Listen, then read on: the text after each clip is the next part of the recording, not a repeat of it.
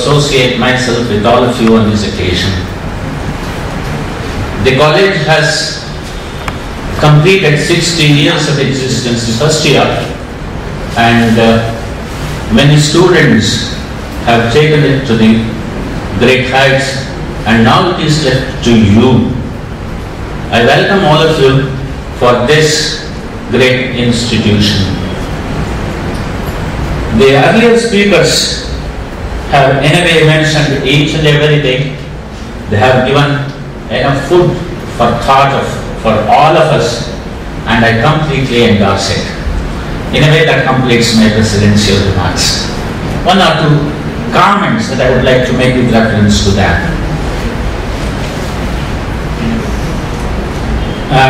ಶುರುವಿನಲ್ಲಿ ಪ್ರತೀಕ್ಷಾ ಮಾತಾಡುವಾಗ ಜೀವನದಲ್ಲಿ ಪ್ರತಿಯೊಬ್ಬರಿಗೂ ಒಂದು ಗೋಲ್ ಇರಬೇಕು. ಆ ಗೋಲನ್ನು ಸಾಧಿಸಬೇಕಾದರೆ ಏನು ಮಾಡಬೇಕು ಅನ್ನೋದನ್ನ ಹೇಳಿದ್ರು. ಮತ್ತೆ ಬೇರೆ ಸ್ಪೀಕರ್ಸ್ಗಳು ಮಧ್ಯದಲ್ಲಿ ಮಾತಾಡುವಾಗ ಹೇಳಿದರು,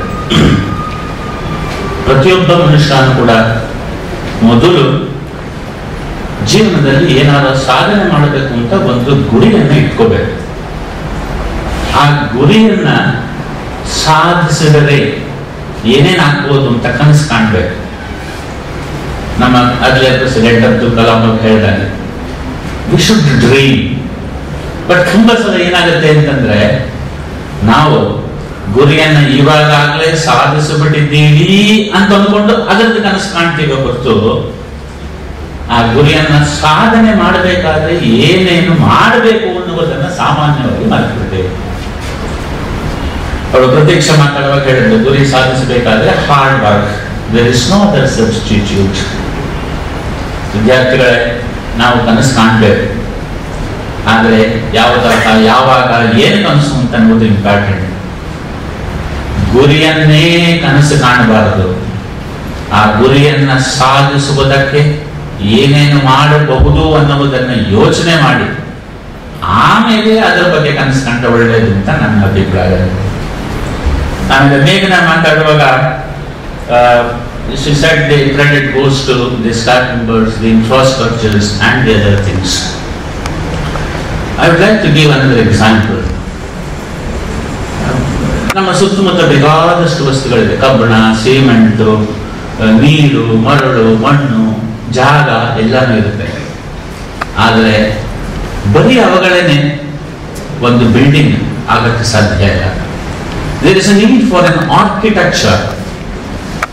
ಒಬ್ಬ ಆರ್ಕಿಟೆಕ್ಚರ್ ಬಂದು ಅದನ್ನೆಲ್ಲ ಪ್ರಾಪರ್ ಪ್ರಪೋರ್ಷನಲ್ ಉಪಯೋಗಿಸಿ ಒಂದು ಬಿಲ್ಡಿಂಗ್ ಮಾಡಿದ್ರೆ ಆವಾಗ ಅದಕ್ಕೆ ಒಂದು ಸರಿಯಾದ ರೂಪ ಬರುತ್ತೆ. ವಿದ್ಯಾರ್ಥಿಗಳೇ, ನಿಮಗೆ ಈ ಕಾಲೇಜಿನಲ್ಲಿ ಬೇಕಾದ ಎಲ್ಲ ತರಹದ ಪರಿಸರ, ಸಲಕರಣೆಗಳು, ಉಪಕರಣಗಳು ಎಲ್ಲಾನು ಕೂಡ ಇದೆ.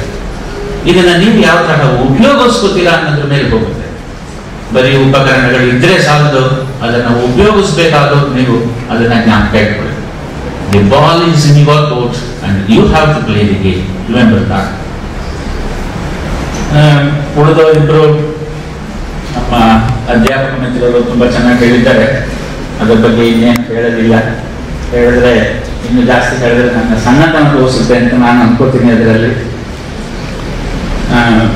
ವಿಜ್ಞಾನದ ಅಧ್ಯಾಪಕ ನಾನು ಒಂದು ಉದಾಹರಣೆ ಅಂತ ಹೇಳಿ ನನ್ನ ಮಾತು ಮುಗಿಸ್ತೇನೆ. Remember one thing. This is law of nature. Two things cannot occupy the same place at the same time. ನೀವು ಮನಸ್ಸಿನಲ್ಲಿ ಬೇರೆ ವಿಷಯಗಳನ್ನ ಏನೋ ಇಟ್ಟುಕೊಂಡು ಯೋಚನೆ ಮಾಡ್ತಾ ಇದ್ದು ಪುಸ್ತಕದ ಮುಂದೆ 2 ಗಂಟೆ ಕಾಲ ಕಳೆದ್ರೆ ಅದರಿಂದ ಒಂದು ಪೈಸದ ಪ್ರಯೋಜನ ಇಲ್ಲ. You can consider any example for that matter. Let us say there is only one cup and the cup is filled with coffee and you are not happy with that. You would like to have tea. There is only one cup that is available for you. The only thing that you can do is you have to empty that coffee